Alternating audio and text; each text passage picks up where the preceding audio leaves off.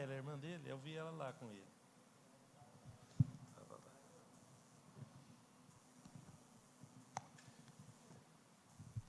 Meus irmãos, a paz do Senhor, que alegria para nós é nos encontrarmos mais uma vez na casa do Senhor. Coisa boa nós estarmos na casa do Senhor, né? É uma alegria muito grande no nosso coração. Bom, hoje nós vamos falar sobre a família como projeto de Deus. Aliás, esse título, né, é um título padrão, todo mundo usa esse título, família, o projeto de Deus, porque não tem jeito de ser outra coisa, né? Família é o projeto de Deus, o projeto principal de Deus para nós, para o ser humano, diga-se de passagem. Então não é redundante, né? Não adianta eu querer criar novas situações, arrumar novas nomenclaturas, porque é isso que é, tá bom? Então nós vamos começar do bem básico mesmo, porque é necessário, as doutrinas bíblicas da igreja, irmãos, elas são necessárias, e é necessário que a gente repita, né? Porque tem jovens que vêm para a igreja, tem novos crentes, né? Todos os dias. Então as doutrinas importantes, as coisas importantes da igreja, elas precisam ser reforçadas sempre, amém? E hoje nós vamos falar da família, que é um assunto de extrema importância para todos nós, para a igreja, para você, para mim, né? Mesmo se a pessoa pensar que ele está sozinho no mundo, esse texto ainda, esse estudo ainda é importante para ele também, né? Então vamos lá, eu vou usar um trecho da leitura, né, que é Gênesis capítulo 1, versículos 27 e 28, que diz assim: criou Deus o homem à sua imagem, a imagem de Deus o criou, homem e mulher os criou. Então Deus criou o homem e criou a mulher, criou os dois, né? E Deus os abençoou. Olha a bênção de Deus para a família aí, ó, né? No princípio, no início, né?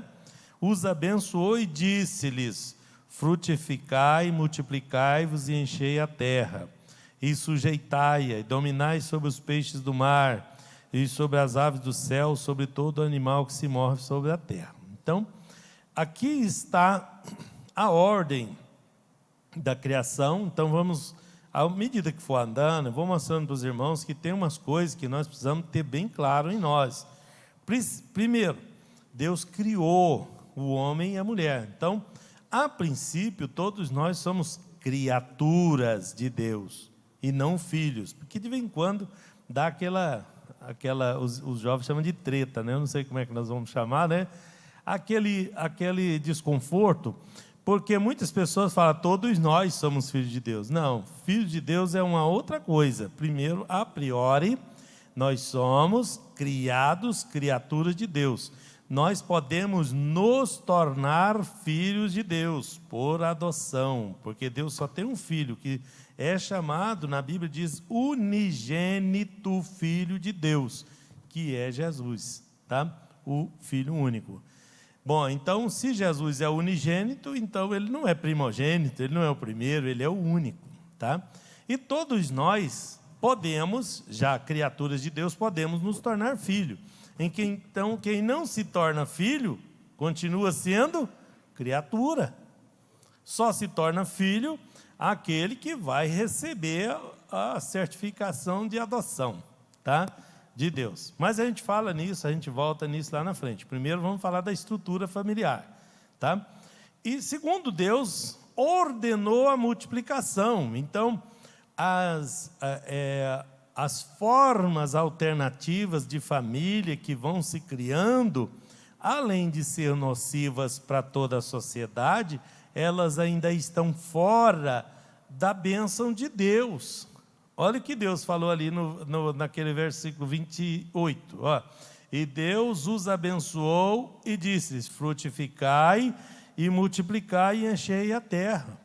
Então, essas formas alternativas de família que estão se criando, né, elas, além de ser nociva para todos, para a sociedade, ainda está fora da bênção de Deus. Porque Deus os abençoou dentro, né? Primeiro ele falou, criou o homem, criou a mulher, e depois abençoou para que ele se multiplicasse. Isso responde a uma pergunta importante filosófica. Tem 3 grandes perguntas filosóficas no universo que o homem vive procurando saber a resposta, tá? E uma delas é sobre a vida. Quem é que deu a vida? Aí os cientistas arrumam uma história que houve uma explosão, que aquela explosão, né, a teoria da evolução fala dessa explosão, que as coisas se harmonizaram e a vida foi criada por acaso. Vocês imaginam a vida criada por acaso? Isso tudo que nós temos, que nós somos, né? A perfeição. Já pensou na perfeição de uma mão? Uma mão, parece simples, não parece? Pois é, o macaco não tem esse dedo opositor aqui, ó. Né? Os dedos dele é para frente, então ele não faz o que o homem faz. Você pode passar 1000 anos que ele não vai dar conta de fazer um prendedor de roupa para pôr no varal, porque esse dedo opositor aqui é o segredo de Deus que ele deu para o homem, e é o homem que tem ele. Então ele tem todo esse domínio para fazer todas essas coisas, toda essa tecnologia, por causa do dedão opositor que Deus colocou nele e não deu para outro, né? Então, na verdade, irmãos, dos grandes mistérios do mundo é a vida. É a vida, a origem da vida, né? O doador da vida, né? E nós sabemos como ele é e quem ele é. As outras perguntas é de onde viemos e para onde vamos. Essa é a grande pergunta filosófica. E a terceira é sobre a verdade, né? O que é a verdade? A grande discussão teológica daqueles grandes entre aspas, filósofos gregos, né? Desde Tales de Mileto, que foi o primeiro, depois passa por Platão, por Aristóteles, por todos eles. E o grande problema deles é o que é a verdade. Tá? E esses outros 2 que eu citei para vocês. Mas nós sabemos todos eles, eu vou responder para vocês, né, na Bíblia, durante os nossos encontros, tá bom? Bom, então a família foi instituída por Deus, ela foi criada por Deus, não foi o homem que inventou a família, Deus criou, né? Foi um ato deliberado da vontade própria de Deus, não foi um acaso, não foi o homem que olhou para a mulher, não foi Deus que criou e os ajuntou e colocou ali e os abençoou e disse, frutificai, multiplicai, sede fecundos. Essa palavra de Deus é que dá a fecundidade, que dá a possibilidade de reprodução. É Deus que dá essa possibilidade de reprodução, tá? Só Ele é capaz de fazê-lo. Os americanos, cientistas lá americanos, eu li isso numa revista americana há muito tempo, que eles fizeram uma soja, um grãozinho de soja. Nesse grão de soja, ele imita a soja verdadeira, com os nutrientes, né? Aí a soja verdadeira tem nitrogênio, aquela também tem. A outra tem fósforo, aquela também tem. A aparência, é tudo parecido. Igualzinha, com a mesma quantidade, fizeram uma obra-prima. Por que fazer isso? A única diferença é que ela não reproduz, né? Ela não nasce. Tudo que a outra tem, ela tem. A aparência é igual, está parecido e tudo, mas não reproduz. Por quê? Porque só Deus é o doador da vida. Só Deus. A vida é dom de Deus. Porque um planta, outro rega, mas é Deus que faz essa multiplicação toda. Só Ele. E isso Ele não deu para ninguém. Mesmo que os homens tentem brincar aí de Deus aí, fazendo coisas diferentes aí, mas a origem da vida, a doação da vida, a forma da vida foi dada, abençoada e determinada por Deus, né? Nós temos que partir desse princípio para a gente não imaginar outras coisas fora, né? Então aí Deus forma o primeiro núcleo familiar, formou basicamente pais e filhos, né? Então Ele é o responsável primordial pela forma como nós vemos o mundo, né? O núcleo familiar, essa família, é responsável pela forma que nós enxergamos o mundo. Sabia isso? Uma pessoa sem família, ele enxerga, se ele não teve contato nenhum com a família, ele enxerga um mundo diferente da pessoa que foi criada dentro de um núcleo familiar. Famílias fortes, produzem uma sociedade forte. Famílias fracas produzem um grande problema para o mundo, viu? É um desastre. Famílias fracas é um desastre, produz problemas, dificuldades. Estou falando fracas e fortes no sentido espiritual, no sentido, né, de Deus, de conhecimento de Deus. Não estou falando de riqueza, nada disso, porque tem gente que é pobrezinho, mas ele tem uma família forte, ele tem filhos fortes, ele tem pessoas dentro da sua casa que têm princípios importantes. Isso Deus deu para todo mundo. Isso só pode ser passado de geração em geração. Interessante isso, né? A pessoa não aprende isso nos livros, ele aprende nas atitudes, ele aprende nas pequenas coisas. Observando os animais, quando eu morava ali no espaço, a Nelson Guilherme, eu tinha uma gata lá, e essa gata de vez em quando, de vez em sempre, ela reproduzia um monte de gatinhos, né? Vai produzir daquele tanto, né? Vai ter vida abençoada daquele tanto. Se fosse né? Uma vaca não era tanto, né, Valtinho? E ela cuidava dos filhos dela com tanto carinho, com tanto esmero, e eu ficava observando aquilo. Ela ensinava coisas para eles que eu ficava maravilhado de ver a forma que a mãe passava para eles. Se pegar os gatinhos e separar da mãe, levar para lá, eles vão ser diferentes, eles não vão ter o que ela tem, que ela tinha. A habilidade, as possibilidades, onde ir, o que fazer, como ela era uma caçadora. Você pegava um gatinho, eu doei um gatinho para eles eram bonitinhos, né? Ela era muito bonita, então eu colocava na internet, o povo ia lá em casa buscar os gatinhos, né? E aconteceu de eu doar um gatinho para uma capitã da base aérea de Anápolis. E ela levou o gatinho. Mas esse gatinho que ela cuidou lá no apartamento, ela comprava sílica no Rio Grande do Sul, né? Areia com sílica para o gatinho, era tudo chique, né? Mas o gatinho era totalmente dependente dela, temperamental. Devia ter até umas terapias para os gatinhos lá dela, que eu acho que ela pagava isso escondido lá. Mas ela falava que o gatinho era temperamental, era isso, era aquilo. Por quê? Porque não recebeu os ensinamentos da mãe. Aquele gatinho vai viver a vida inteira dele, nunca vai aprender a caçar um passarinho. Por quê?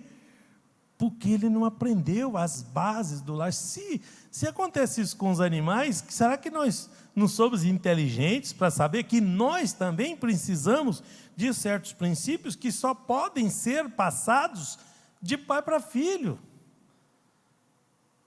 Deus coloca a natureza lá para a gente olhar para Deus. Deus revela para nós através da natureza. Se a gente quiser aprender, a gente aprende. Se não quiser, é o cabeção que anda por aí, né? Não sabe de nada.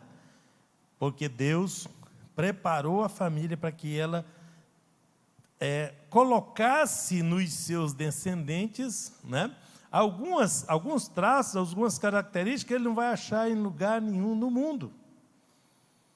Em parte nenhuma do planeta. Tem coisas que vêm para nós só através do núcleo familiar. E aí Deus, na sua orientação, a gente vai ver isso lá para frente também, ele mostrou ao homem que o pai tinha que passar a lei de Deus para os filhos, a lei e tudo que Deus fez, né? Aí colocou uma base, né? No mínimo isso, e colocou mais avançado. Então, os pais tinham a obrigação de repassar para os filhos. Toda a bondade de Deus, tudo, porque tem coisas humanas, tem princípios humanos que são transversais na nossa vida, que é ética, cidadania, meio ambiente, tudo isso aí, a gente aprende dentro do núcleo familiar. A pessoa vai reproduzir o que ele vê dentro da família. Eu fui pastor de igreja no interior, tinha lá um jovem, e ele veio de uma família muito difícil. E o pai batia na mãe, era muito violento. Pois ele não tinha tendência de ser violento também. Enquanto estava na casa do Senhor, era um menino maravilhoso, mas desviou, acabou o menino. Perdeu a esposa, perdeu o filho, né? Perdeu todo o núcleo familiar, e destruiu tudo. Por quê?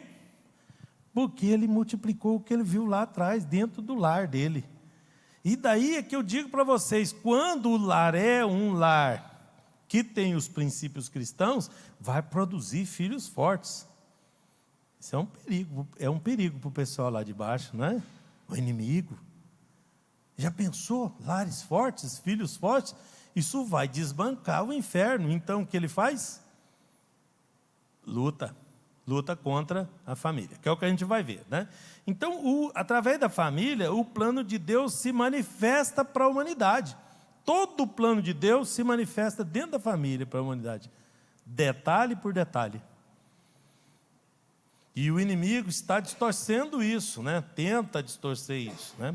E olha só o que ele diz para Abraão, na promessa de Deus a Abraão, em Gênesis, da 12, já nós vimos lá a formação da família em Gênesis capítulo 1. Olha no capítulo 12 o que ele já está dizendo ao patriarca Abraão, que era o homem chamado na promessa de Deus, né? O pai dos que creem, né? O homem, o herói, primeiro herói da fé, vamos dizer assim. E abençoarei os que te abençoarem, e amaldiçoarei os que te amaldiçoarem, e em ti serão benditas todas as famílias da terra. Não falou todas as pessoas, não falou todos os indivíduos, falou todas as famílias da terra. Porque o plano de Deus é um plano familiar, não é individual. Qualquer crente que pensa que ele é individual, que a fé dele é individual, que a vida dele é individual e que ninguém tem nada com isso, ele está redondamente enganado. O plano de Deus é grupal, é para a família. Ninguém é independente. Ninguém dá conta de ser independente. Na formação da família, Deus falou isso. Falou, não é bom que o homem esteja só. Porque... Exatamente. Veja, ele chamou Moisés, né? Olha lá, Êxodo 12, 21. Chamou Moisés e a todos os anciãos, os líderes ali, e disse, escolhei e tomais vós cordeiros para as vossas famílias, e sacrificai a Páscoa. Hoje nós participamos da ceia. Lembra que a Páscoa foi instituída por família. Sabe que a gente perdeu isso? Se nós não observarmos essas entrelinhas, né, nós vamos acabar criando famílias fracas. As famílias tinham que estar juntas na hora da comunhão, na hora da ceia, né, na hora da adoração a Deus. Porque o plano de Deus é familiar. Quando um pai leva o filho, né, nos pequenos detalhes, ele vai formando no filho algo grande, poderoso. Domingo tivemos lá o almoço em família, lá em casa. Pastor Júnior. Sim, pastor. É interessante que o apóstolo Paulo teve que disciplinar o povo lá na Santa Ceia, que o camarada levava um banquete para lá, e os outros carros de lá não tinham um pedacinho de pão para comer, ele teve que disciplinar ele. Exatamente. Então, se tivesse organizado em famílias, né, aí cada pai de família tinha ali o seu núcleo familiar, todos eles, tá? E aí isso serviria também para os pais ver a importância daquilo e os filhos ver nos pais a importância daquilo também. Então, olha o meu testemunho.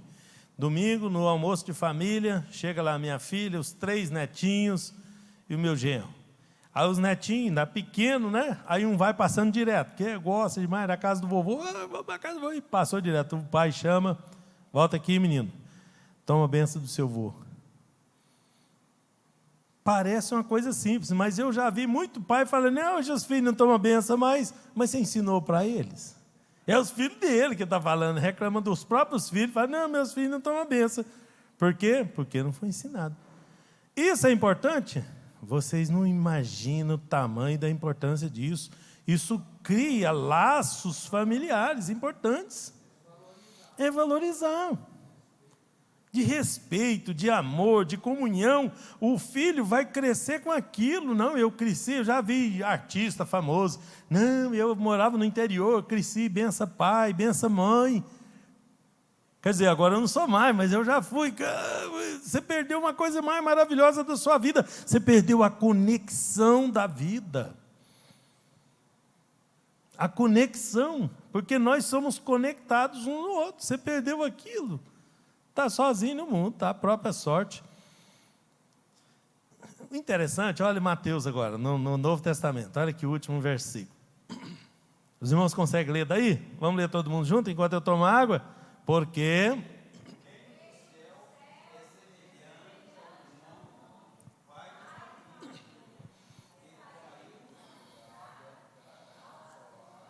assalariar trabalhadores para a sua vinha. Parece que não... Ah, mas o que isso tem a ver? O pastor agora pôs um versículo, deve ter errado esse versículo, deve ter copiado lá e colou, mas não era esse que era para colar. Sabe o que é essa parábola aqui? É a parábola de um pai de família, tá? E esse pai de família saiu para contratar funcionários. O pai de família... E se você olhar a parábola toda, você vai perceber que o pai de família é quem? É Deus. Então, o próprio Deus se comparou com o pai de família, porque ele achou importante, né? Não foi um israelita, não foi um ancião, não foi um homem de bem, saiu a contratar funcionários. Foi um pai de família. A família é protegida por Deus. E olha que eu investiguei até no judiciário. Eu fiz pesquisa no judiciário para mostrar para vocês. Não vai ser hoje, mas nos próximos dias vou mostrar para vocês como é que Deus age, né? A forma que Deus faz. Engraçado, aqueles assalariados ainda tinham os rebeldes, né? Começou a reclamar do pai de família. E o mais interessante é que o pai de família é o próprio Deus na parábola, e ele compara isso com o pai de família.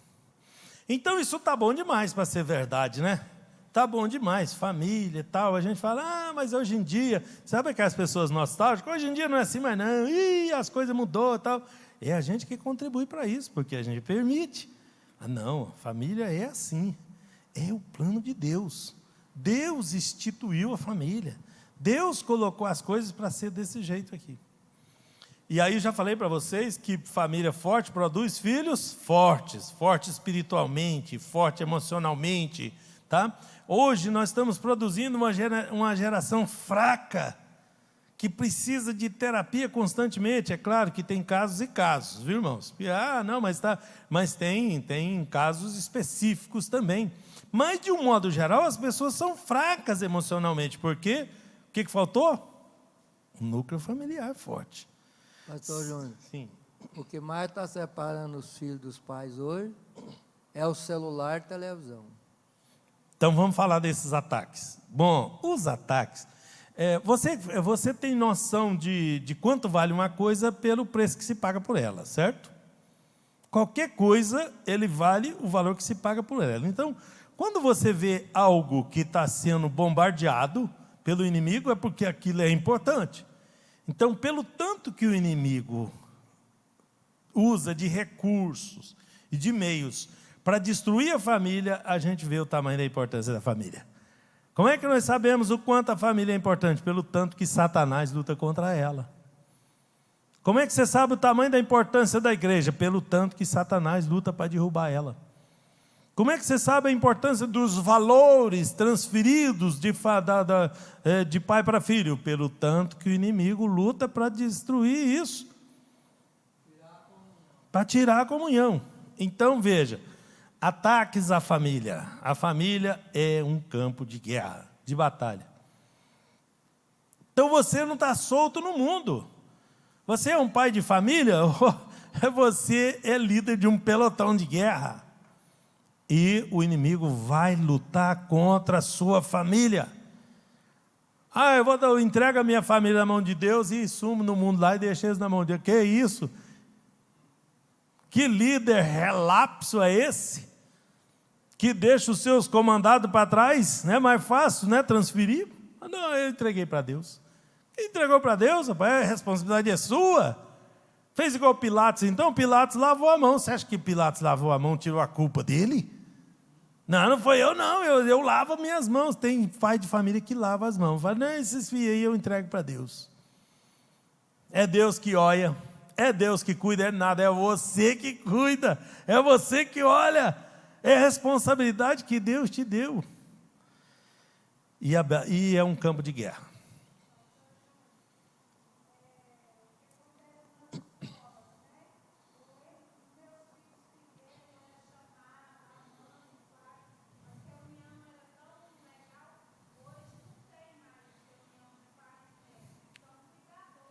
Pois é. Pois é, aí vai mudando. Esses conceitos, os conceitos filosóficos, essas filosofias, essas ideologias que são espalhadas por aí, elas são extremamente nocivas. Eu sou professor, sou filho de professora. Sabe quando é que começou a dar tudo errado? No dia que deixaram de chamar os professores de professores e passaram a chamar eles de educadores. Não se fala professor, só eu que sou das antigas, chego lá na escola, não, professor, não, aqui somos educadores. Educadores, irmãos, é a família, são os pais, os professores, eles ensinam coisas, mas os princípios básicos a pessoa traz é lá do berço, é lá da família, é lá do núcleo dele. Professor não é educador. Desculpa aí a geração Paulo Freire, né? Mas professores não são educadores, tá? Eles são ensinadores, que ensina coisas que vão ajudar os princípios que a pessoa já recebeu em casa, ou teoricamente já teria que ter recebido. Complemento, tá? E princípios importantes. Então, isso é um campo de guerra, é um campo de batalha. Então, no campo de batalha você tem que ficar alerta, atento. Um descuido e pá, perdeu um membro. Outro descuido, perde o outro. Até em tempo de guerra, mesmo que não aconteça nada, você tem que ficar alerta, você tem que ficar vigilante. Não está acontecendo nada, mas você tem que ficar vigilante. Eu era motorista, né, quando eu estava na base aérea de Anápolis, né, quando eu servi na base, eu trabalhava como motorista. Então, de madrugada, a gente fazia ronda, porque lá é muito grande, é 36 quilômetros para dar a volta em volta da base toda. Então, tem vários postos lá. Tem um posto de armamento escondido lá no meio da base, que é no meio da fazenda, lá atrás da pista. E tem o de água, né, tratamento de água, que é bem escondido também. Imagina se o inimigo descobre que na base aérea tem um lugar daquele de tratamento. É um negócio bem protegido, então tem guarda para guardar a água, para guardar as armas. Mas o que eu quero dizer com isso para vocês? Nós chegamos de madrugada, eu e o sargento, né? O sargento é que fazia a vistoria, ele que era o autorizado, eu só era o motorista. E eu fui com ele. Chegamos lá, não achamos o soldado no posto dele. Não estava lá. E aí saímos procurando, porque aí entrou num perigo, imagina. Ele podia ter um inimigo ali e tal. Entramos em estado de alerta, pegamos as armas, eu e ele, né? E ele já pensando em pedir reforço, mas ele queria dar uma vistoriadinha antes para ver o que estava acontecendo. E ele deu uma volta assim, tinha uma parede, um canto lá, da guarita, o soldado estava atrás desse lugar assim, num cantinho mais fora do rumo do vento, deitado, dormindo, em cima do fuzil. O cano do fuzil estava bem aqui, ó, no queixo dele, pastor. Ele deitado em cima da arma dele, dormindo no canto, assim, meio sentado, meio deitado, numa posição que eu não consigo nem dormir daqui. Pronto, estava prontinho para o inimigo destruir ele, não era só puxar o ferrinho, arrancava a cabeça dele, fora um fuzil daquele, onde a bala do fuzil entra, faz um buraquinho assim, onde ele sai, faz uma flor assim, ó. Não, é tempo de paz, não tinha guerra, não tinha nada, mas se fosse o inimigo, se fosse um ladrão que quisesse roubar armamento, quisesse, sei lá, qualquer coisa, pronto, ele faltou com a vigilância. Quando o pai de família falta com a vigilância, alguém vai perder a cabeça aí. Alguém vai perder um membro. Alguém vai ser destruído. Vocês perceberam a semelhança do que eu falei? Vocês entenderam o que eu falei? Manter a vigilância. E de quem é a vigilância principal? Do pai de família. A Bíblia dá uma bronquinha maior para o pai do que para a mãe. Apesar de atribuir às mães a responsabilidade de transmitir valores importantes, porque lá no Velho Testamento, se você for ler, você vai achar um padrão interessante. Quando falava de um personagem, falava e ele era filho da fulana, e não do fulano. Né? Então, se ele era uma pessoa que estava fazendo as coisas tudo certinho, ele era filho da fulana. Então, a fulana é responsável porque ele fez as coisas certinho. Mas se ele estava fazendo tudo errado, também ele era filho da fulana e não do fulano. Porque como a mãe passa mais tempo com os filhos, a mãe tem mais contato com eles. Não que a responsabilidade seja maior, mas que a mãe tem mais contato. Mas que o pai que deveria ver. Ah, bom, então foi a Eva que comeu da fruta, e quem foi o culpado? Quem foi o principal culpado? Foi Adão. Por quê? Porque Deus falou, foi com Adão, deu para ele autoridade, falou, olha, você é o pai de família. E se o sujeito não é o chefe da casa, alguém vai ser. E se alguém for alguém errado, né? Até não sou contra a mulher ser mãe de família, aí, ser líder do lar. O sujeito é um banana e não toma posição, a mulher vai tomar a frente, mas está tudo errado. O plano de Deus é que o homem seja o líder do lar. Se inverter os papéis, vai funcionar também, mas vai funcionar torto, porque Deus está... Sim. Mas quase 60% maior é as mães que criam os filhos sem o pai. Exato. E agora, no tempo que nós estamos vivendo, piorou, porque... Né, para pôr filho no mundo tem muitos aí, mas para cuidar são poucos. Então, o que eu estou falando aqui é o padrão de Deus. Não estou falando que o mundo está todo virado de cabeça para baixo. Tá? As coisas não estão funcionando como Deus determinou, como Ele estabeleceu. Aí, não, está tudo errado. Olha como é que está a sociedade, olha a violência, olha as pessoas. Por quê? Porque está tudo errado. Se estivesse fazendo do jeitinho que Deus estabeleceu, em tudo, na família, em qualquer lugar. Dou um exemplo para vocês. Vocês sabem por que tem tanta praga na lavoura? Tem que jogar pesticida, fungicida, aquela coiseira toda? Uma lavoura de soja precisa de 17 aplicações de veneno até ela produzir a sua soja. 17. Pasmem. Por quê? Porque os homens não fazem igual Deus mandou. Deus falou, olha, vocês plantam a lavoura por 6 anos e no 7º ano vocês deixam a terra descansar. Faz um vazio ali. Aí você faz um aqui, na outra ali, na outra ali. Aí os inimigos naturais das pragas vai ficar naquelas áreas que foram estabelecidas, que estão descansando.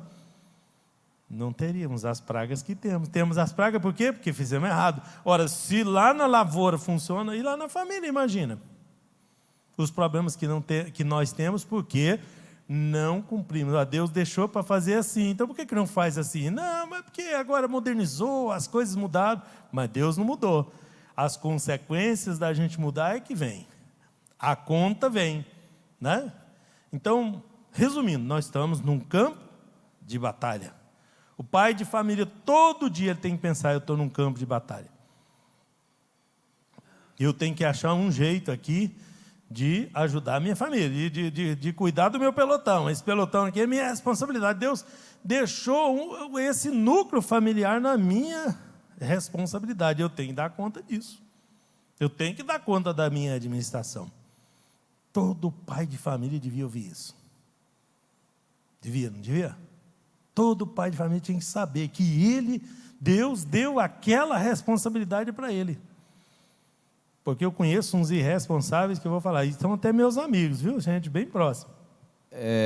Somando aí, tem uma mente aí, o pessoal, o pessoal desenvolve isso a mente. Todo homem tem que plantar uma árvore, ler um livro, construir uma casa e ter uma família, para deixar um legado. Trabalha na mente, assim, na sociedade, né? Os dizeres assim, para a representação mesmo de um pai de família, um chefe. Tem que escrever um livro, construir uma casa, casar, plantar uma árvore. Tem esse legado aí no mundo? Tem. Veja, e as pessoas acham isso uns valores importantes. Tá bom, mas e os valores cristãos que deveriam estar no meio, né, desse legado? Porque escrever o livro eu não vejo uma importância tão grande quanto o cuidar bem da família, né?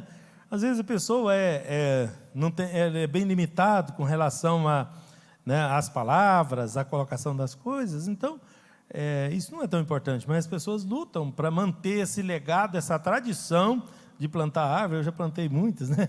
De ter um filho, né? Construir uma família e de fazer o livro. O livro eu já fiz também, mas não publiquei, né?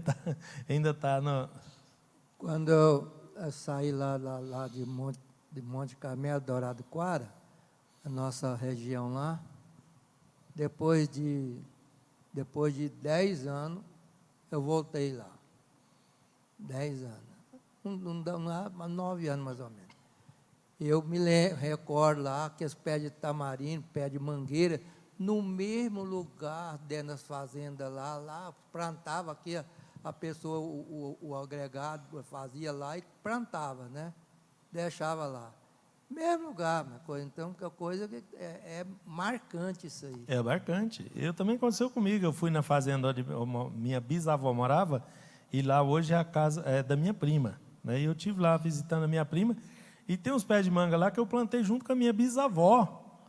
Eu fazia o buraco, ela vinha com os carocinhos lá e colocava... As árvores são milenárias, Olha, porque as coisas é de Deus, Deus que plantou, Ele cuida. Exato, aí a gente chega lá e a gente se vê um legado que a gente participou, é coisa linda, é coisa maravilhosa. Agora, se a gente tem um sentimento desse com a árvore, imagina que a gente devia ter com os filhos. Tem pai que não valoriza o filho, né? Um marco na vida dele. Ser filho, ser pai é uma dádiva de Deus. Sim. Não pode plantar a árvore errada. Eu plantei uma lá na minha casa, essa palmeira, e ela foi subindo, e ela foi subindo, e ela foi subindo. Aí um irmão foi lá para remover, ele vendeu essa palmeira por R$6.000 para um condomínio. Só que ele tinha que tirar ela, então ele teve que fazer uma escavação ali em redor dela, quebrar a raiz. Eu falei, se vier com um guincho velho aqui, não vai levantar. Foi um guincho novinho, um guincho moderno, mas a hora que levantou para sair de dentro, para passar pelo muro, eu orei muito a Deus, filmando, que se ela tomba, ia destruir a minha casa, ou senão a casa do vizinho. Eu já tinha comprado o lote ao lado, né? E a hora que desceu, ela deu 6 toneladas. Olha aí. Eu plantei uma árvore errada, né? É bom plantar uma árvore certa, né? No lugar certo, talvez. Lugar certo também. Às vezes a gente fica equivocado. Em questão de construção, hoje, os valores estão tão invertidos, questão de família, pai de família. Tem uma geração aí, né? A gente não quer, assim, fazer juízo, julgamento de causa, mas como diz Nutella, né? Que diz por aí. Isso é só para somar aí. É verdade. Pessoal, na construção, tem gente que não gosta de enfrentar uma construção. Quer comprar o quê? Os módulos já prontos, né, que são os apartamentos. Evita tudo, que é tipo assim, tudo o pronto.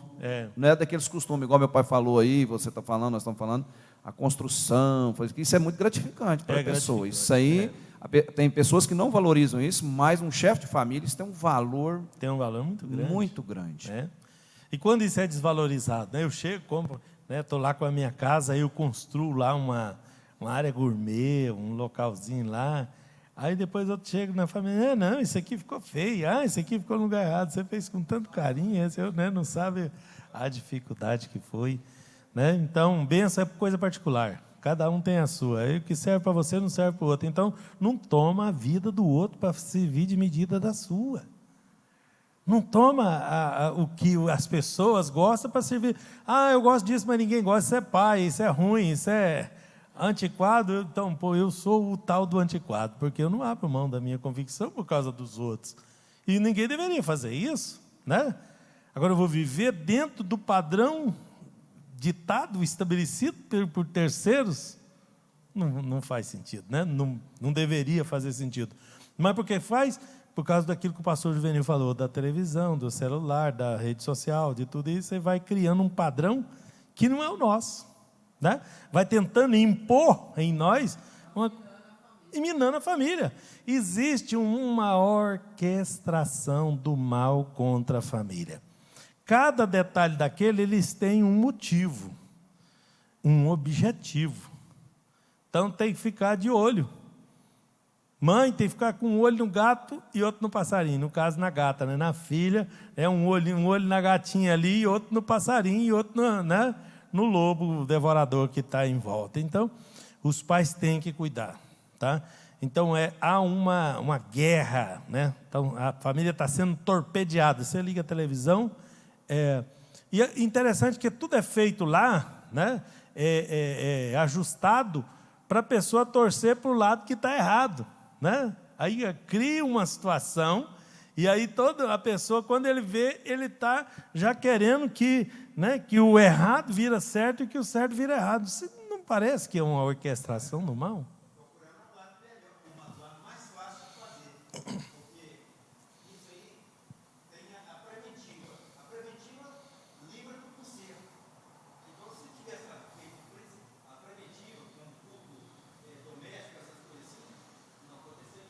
Exato, exatamente.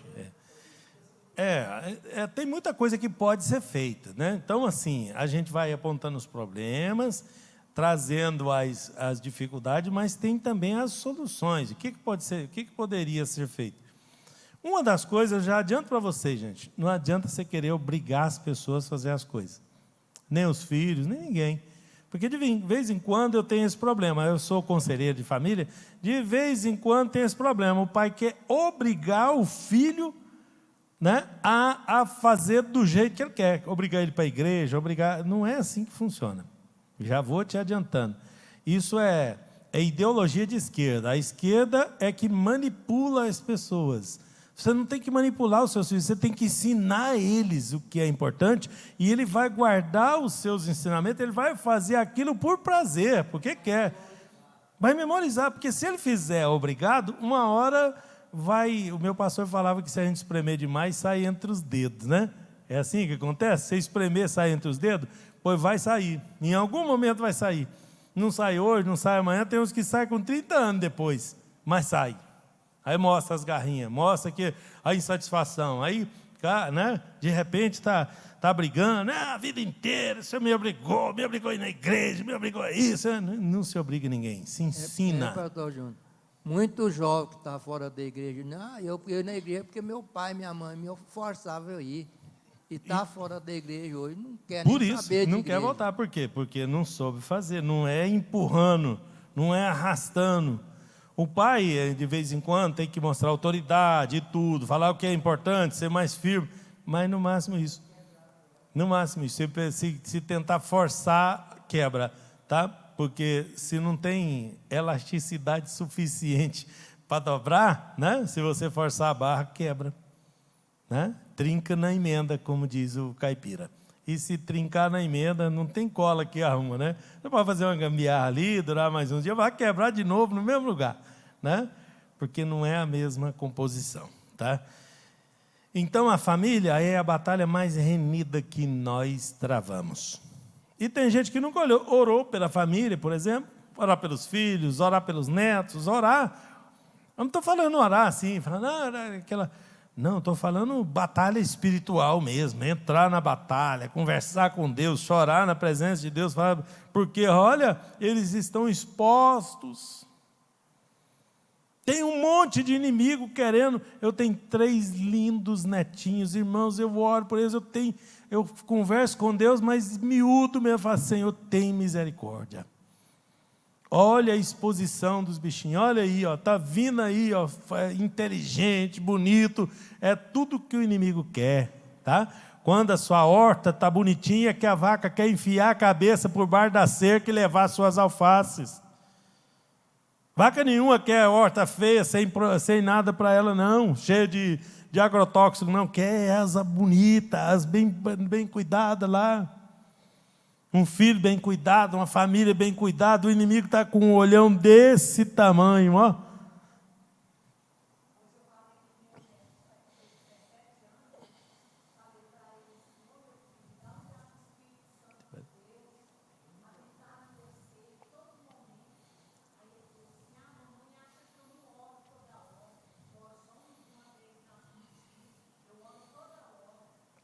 Então, e a gente tem que fazer é ensinar os princípios.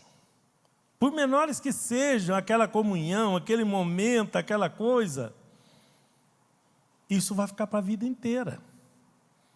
Chega lá no domingo, né, os 3 netinhos, e tem lá 2 caixas cheias de plantinhas de mandioca. Peguei um talo de mandioca, vocês vão pensar que eu sou doido, sou meio doido mesmo.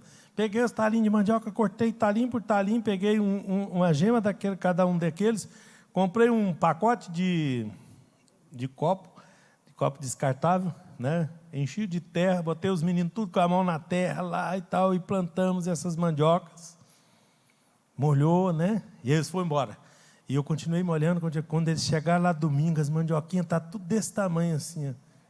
Tudo grandinha. Vovô, olha lá, olha. E por que umas cresceu mais que a outra? E por que isso? E por que atividades manuais que eu faço com eles? Pego eles, soco na mata lá do parque com eles e faço atividade. Por quê? Porque eu tenho que passar valores para eles. Valores. Sabe? Valores, né? E aí um deles foi aguar essas mandiocas. E, de repente, ele volta, ele queria brincar com o celular da avó, a avó já deu o celular, porque vai ser manteiga derretida, né? Já deu o celular, e eu chego lá, os mandioquinhas estão tudo seco, né?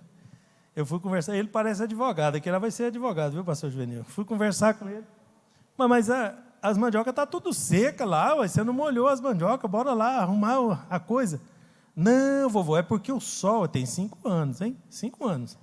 Ou é porque o sol esquenta, aí sobe e tal, e aí fica seco mesmo. Rapaz, você molhou tem 10 minutos. Por que tem 2 que está molhado e o resto está seco? Não, vovô, é porque eu pus mais água naqueles 2, e aí não deu tempo de secar. Aí pronto, vai ser advogado mesmo, esse não tem jeito não. Né? Isso parece uma coisa simples, não parece? Só parece, irmãos. Só parece.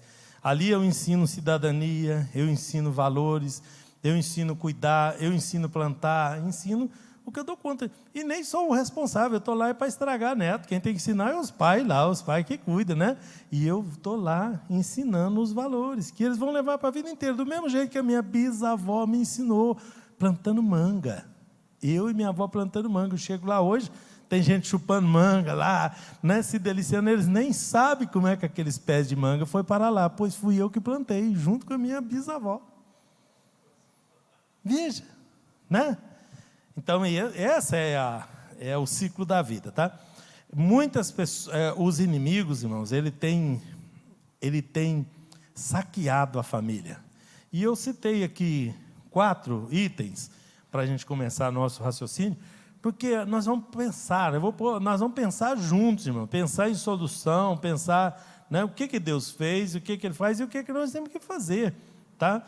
Então, o inimigo tem espoliado os casais, tem roubado, tirado dos casais o primeiro amor, que o primeiro amor citado na Bíblia é aquele fervor, aquela comunhão com Deus, né?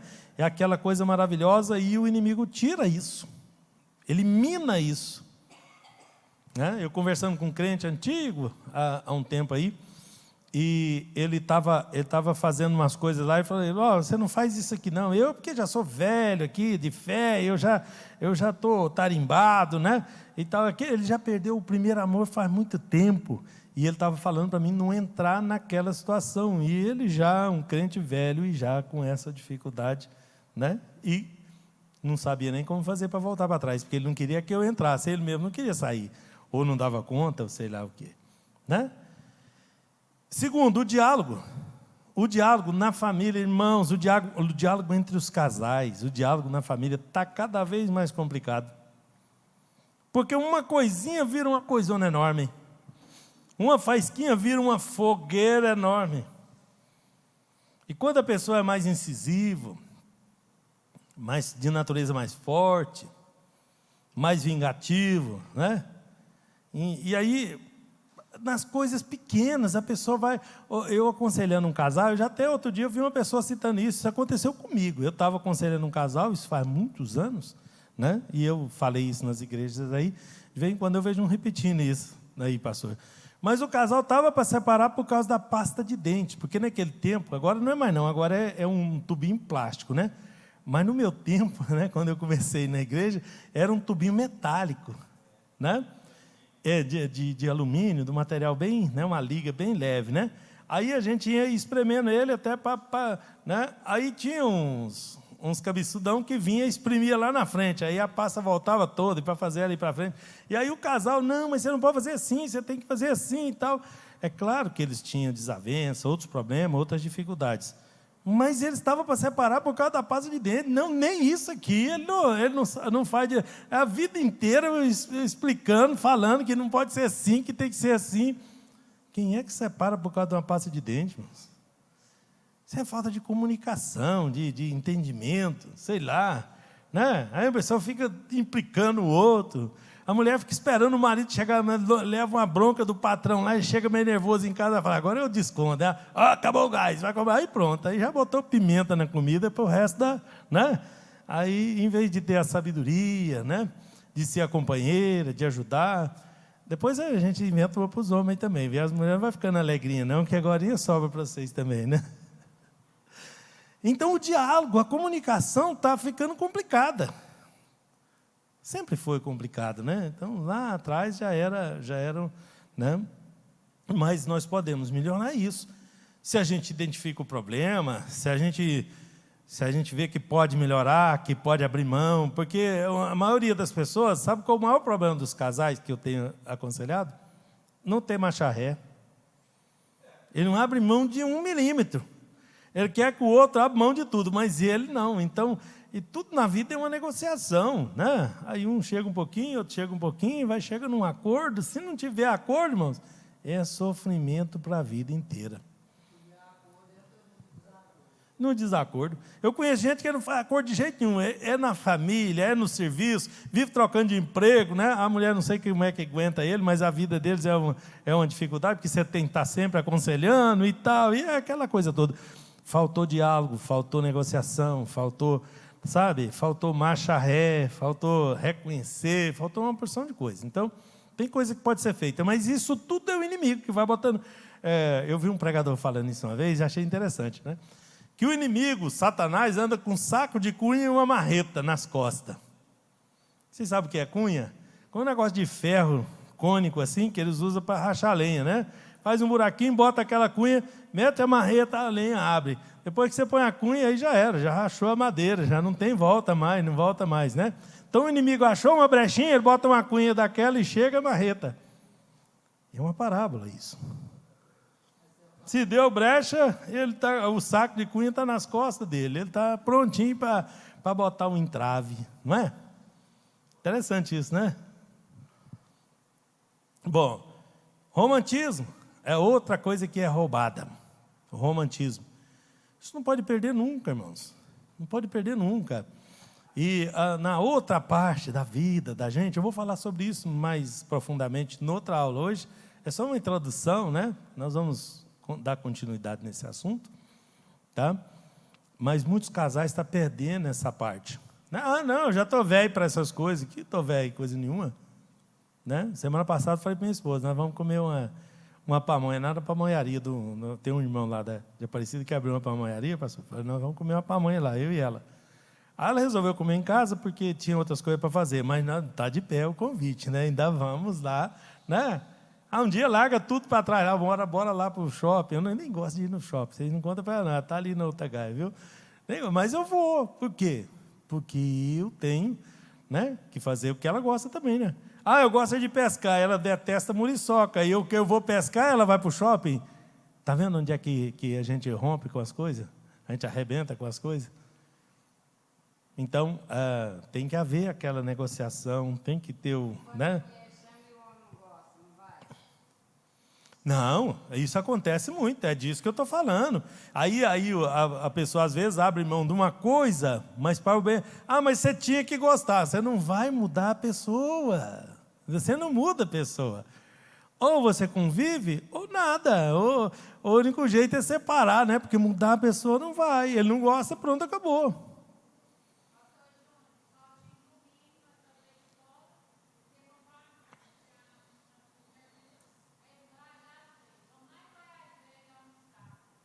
Opa, aí pronto, falou a palavra mágica, né?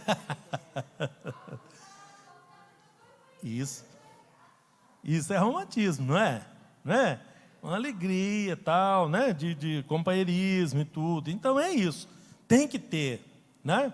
Agora, não adianta a pessoa querer só levar, não, tem que fazer o que eu gosto, só o que eu quero. Aí você vai romper o lado. Toda negociação tem que ficar bom para os dois lados. Se ficar bom só para um lado, em algum momento vai se romper. Eu era gerente de uma cooperativa no interior, pastor Juvenil, aí um fornecedor estava levando muito prejuízo. A cooperativa comprava muito barato dele e ele estava com dificuldade para vender. Eu chamei ele e falei, não, negociação tem que ficar bom para nós dois. Porque se você vender tão barato assim, fora do preço do mercado, o que vai acontecer é que você vai parar de produzir. Aí o que nós vamos ter que fazer? Procurar outro fornecedor lá muito mais longe, lá em Rio Verde, lá em outro lugar. Por quê? Porque você não vai dar conta. Então, você se organiza, aí fizemos lá um acordo, melhoramos para ele e ele conseguiu sobreviver. Mas se a negociação fosse boa só para o nosso lado, ia ficar bom por um tempo. Mas depois eu perdia ele e não ia ter mais. Então, tem que ter sabedoria, irmãos. Se lá no casal, né, às vezes a mulher tem a natureza mais forte, ela sempre convence o homem, ele faz o que ela quer. Ele faz hoje, ele faz amanhã, mas uma hora vai sair entre os dedos. Tinha um casal jovem, na época que eu e minha esposa casamos, eles se casaram na época bem próximo de nós, e foi morar, compramos as casas perto, porque nós éramos muito amigos. Né? Ele, 2 casas depois, a minha casa era aqui, 2 casas depois era dele. Nem eu, nem ele não era crente. E ele era um rapaz muito inteligente, muito sábio, mas a mulher dele, ela trabalhava junto comigo, na mesma empresa. Ela era custosa, ela não abria mão de nada, e apertava com ele, fazia as coisas, só ficava do jeito que ela queria. E eu falava para ela no serviço, falava, olha, se fosse comigo, nós não comíamos meio quilo de sal junto, não. Né? Porque eu não, né? Aquele lá, quando eu não era crente, eu falava assim, ó, aquele lá, quando ele for para o céu, quando ele morrer, ele vai para o céu direto, ele não vai nem, né? Ele vai ter saldo com Deus. Pode pecar o resto da vida, porque aguentar ela, né? E ela gastava, e ela fazia, tudo que ele não gostava, ela vivia fazendo, e ele aceitava, e ele deixava, e ele deixava. Até um dia, que não deixou mais. Um dia ele perdeu a paciência, pegou as coisas dele caladinho, botou tudo numa mala e foi embora. Nunca mais voltou. E já tinha outra esperando ele, porque uma outra lá, que conhecia ele de muitos anos e tal, pegou e levou para os Estados Unidos, e ela ficou aí, né? Parece que virou prostituta aí na rua, e ele está lá até hoje nos Estados Unidos, né? Ganhou muito dinheiro lá, tem imóveis aqui em Goiânia e tudo. Estava aqui na panificadora e 2 senhores conversando. E a esposa dele, caixa alta aí lá na PUC, chefona mesmo, ganhava muito dinheiro.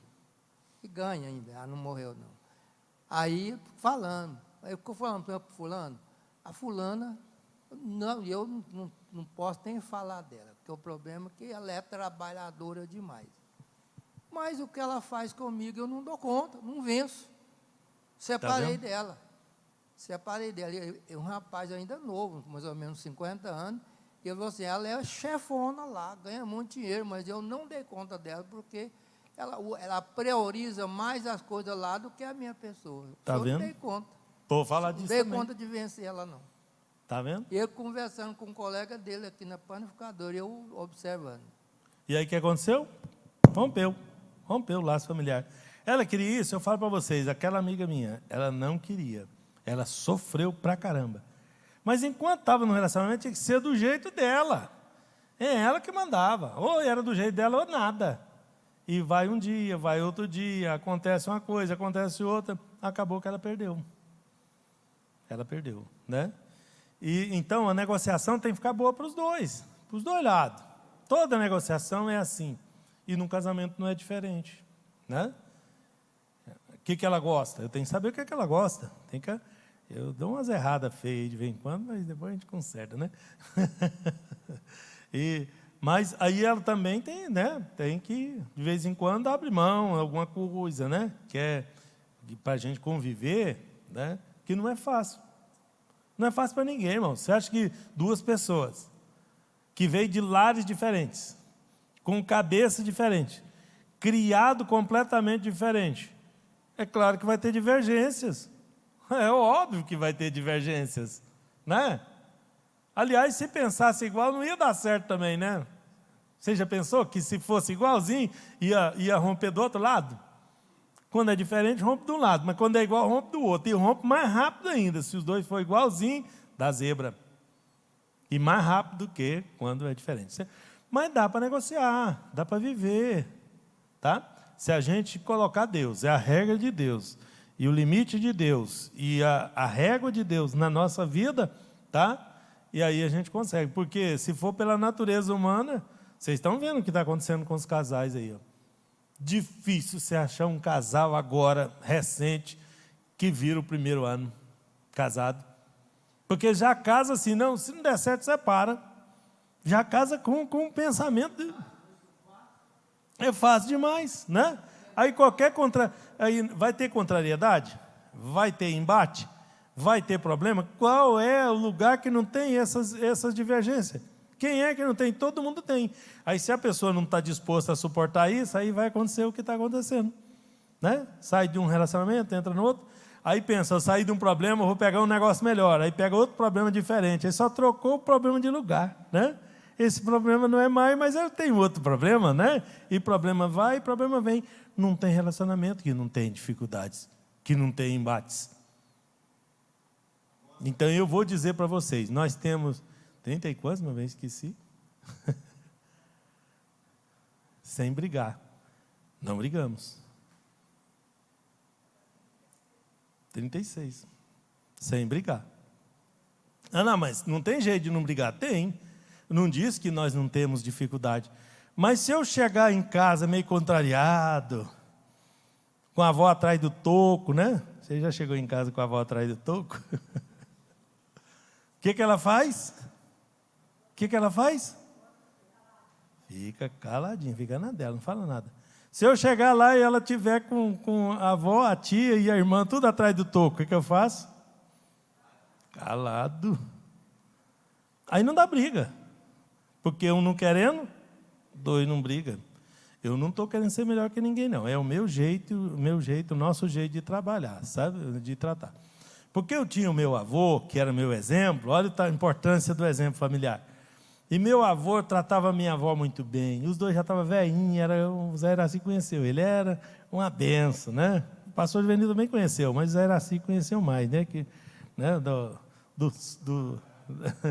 E os dois eram uma benção. E quando eu casei, mesmo sem ser crente, que nós ficamos crentes depois, quando nós casamos, não era crente, não.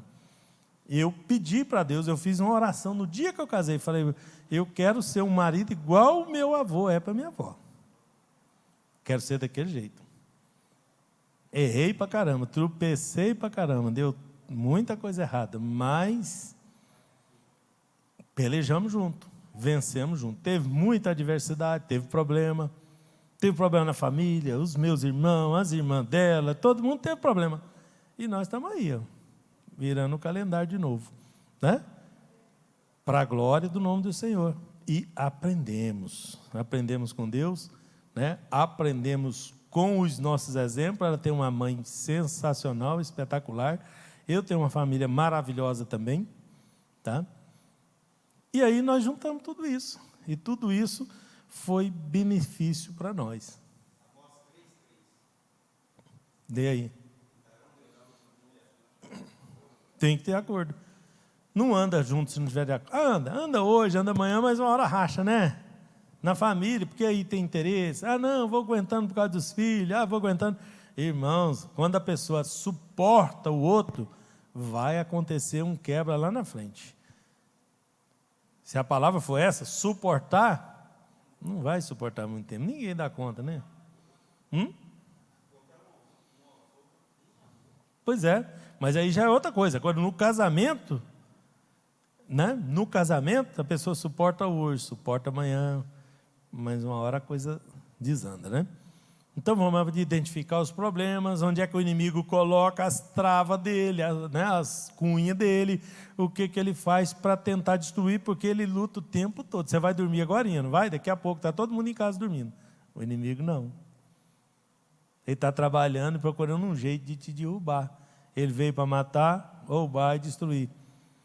Bom, mas ele não pode te derrubar fácil. Você é uma pessoa forte, crente, crê em Jesus, tudo. Não, mas aí... vou lá na família dele, vou lá no filho, vou lá no marido. Está vendo? Que coisa. Que bicho sem vergonha. Dá vontade de dar uns cascudos nele, né? Quando Jesus voltar, né?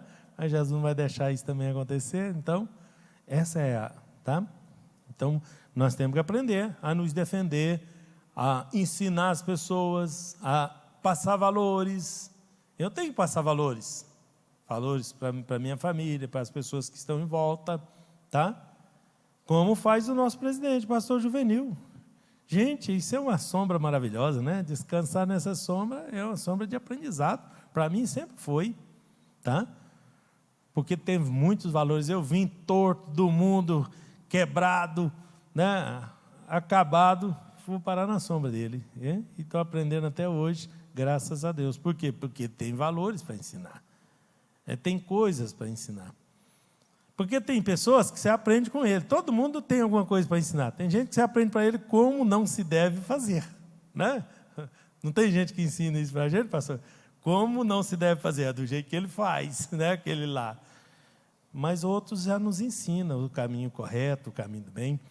E ensina o caminho que deve andar, a gente ensina para a criança o caminho que deve andar e ele vai continuar nele.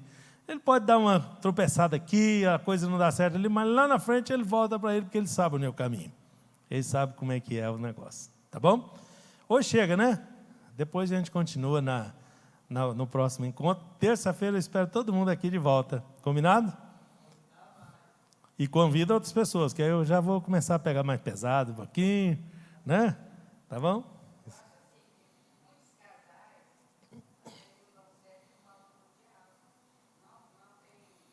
É um dos problemas, né? O diálogo é um dos problemas. Esse é um problema sério.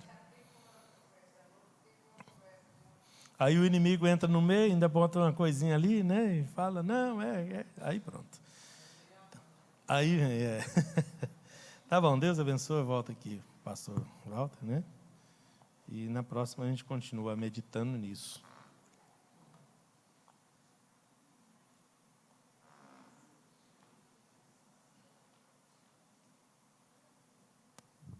Amém, irmãos? Deus abençoe, pastor Júnior. Aprendizado, né? Cada vez nós estamos aprendendo mais.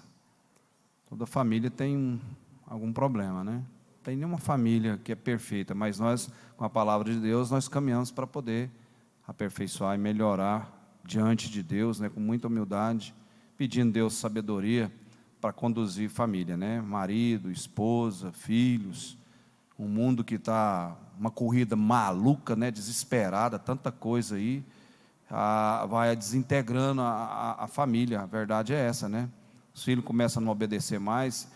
Foi sábado, pastor Júnior, ministrou um seminário lá na 14ª Regional, sobre os desafios do obreiro, né? E eu me lembrei, e falando sobre questão dos valores, as pessoas começam a se perder valor de ética, moral, familiar e até cristã, com essa tecnologia, com o celular. Crianças, por exemplo, né, começa aí de 9 anos, 10 anos, 12 anos, é um dos problemas graves, sério, né, e se tornou um dos vícios mais perigosos deste século, é a autossuficiência, né?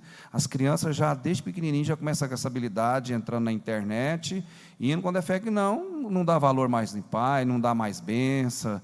E a gente até falou isso aqui na escola bíblica dominical, e é muito perigoso a autossuficiência, porque vem essa tecnologia, a pessoa aprende mais muita informação, e ela começa, não, aqui eu aprendi desse jeito, e esquece do aprendizado, da raiz verdadeira, que é família, né? Se a gente for ver os ancestrais nossos aí, pesquisar, avô, tataravô, essa árvore aí, os costumes, tem grande valia. E a tecnologia, né, o inimigo trabalha em cima disso aí, fazendo as pessoas, né, desconectar da essência familiar. Isso é muito importante nós frisar isso aí. Deus abençoe, pastor Júnior, os irmãos. Vamos fazer um louvor aqui. Cadê o pastor Iraci, missionária Dalma? Vamos fazer um louvor, vamos ofertar a Deus. Quinta da vitória, né? Começa aí nova, já começou, né? Aliás, é a segunda, né? Da campanha. Pastor Joel, tenho certeza, deve estar nos assistindo. Um grande abraço, Deus abençoe. Amanhã, oração pela manhã, pastor Machado, irmão Nilda. Orar para os irmãos que estão viajando, estão de férias. Sexta-feira nós temos oração aqui. Sábado, domingo, aliás, é BD, né? E o culto. Que tem domingo aqui, irmãos? Ceia do Senhor. Aí a gente vai colocar na mídia aí, como a gente não avisou, não dividiu os grupos, nós não estávamos aqui. Os irmãos que puderem, na quinta-feira, vai fazer um jejum coletivo, a igreja vai colocar na mídia, tá bom? Em prol de que Deus abençoe a igreja, fortaleça cada um dos nós aqui, dos irmãos. Amém?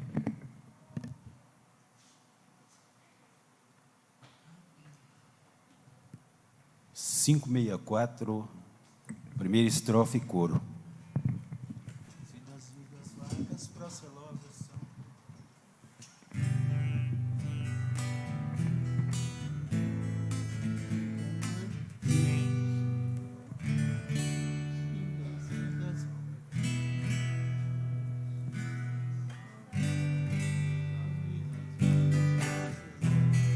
Se das vidas vagas procelosas são, se com desalentos julgas tudo vão, quantas muitas bênçãos dizas de uma vez, e verás surpreso quanto Deus já fez.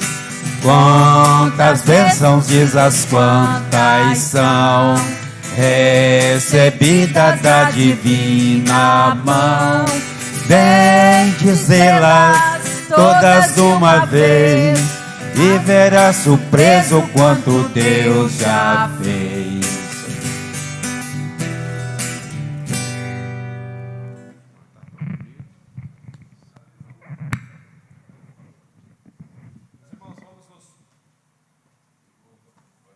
Meus irmãos, vamos nos colocar sobre os pés, agradecer a Deus por esse aprendizado. Continua, né?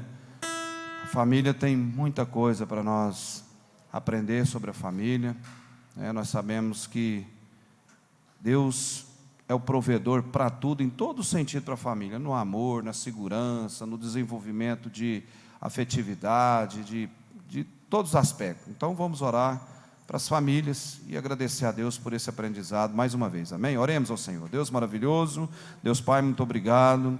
Senhor, que o Senhor continue com as mãos estendidas sobre a família, os pais, os irmãos, os filhos, netos, tios, avós, enfim, Senhor, o Senhor é o Criador de todas as coisas, nós confiamos em Ti, precisamos de Ti. A quem nós temos no céu a pedir a não ser o Senhor? Então nós pedimos que as bênçãos estejam sobre a família, segundo a sua vontade, a necessidade de cada um, o Senhor já sabe há tempo, Deus amado, e sabemos que a sua mão não está encolhida para abençoar, seus ouvidos não estão agravados para não nos ouvir, rogando pelos filhos, pelo dia a dia, pelo trabalho, Deus amado, pela saúde da família, pela saúde espiritual, pela saúde física, financeira, conhecimento, sabedoria, temor, obediência, enfim, todas as coisas que é necessário, o Senhor sabe o que é necessário. Então rogamos a tua proteção, a família, um povo que te adora, um povo que te celebra, um povo que está, ó Deus amado, nesse caminho, porque o Senhor é a solução para todas as coisas, e nós cremos nisso, ó Deus. Amém. Estenda suas mãos para cá. A graça do nosso Senhor Jesus Cristo, o grande amor, a consolação, o Espírito Santo de Deus seja com todos nós agora e sempre. Todos digam: salva de palma para Jesus, Ele merece toda a honra, toda a glória. Amém.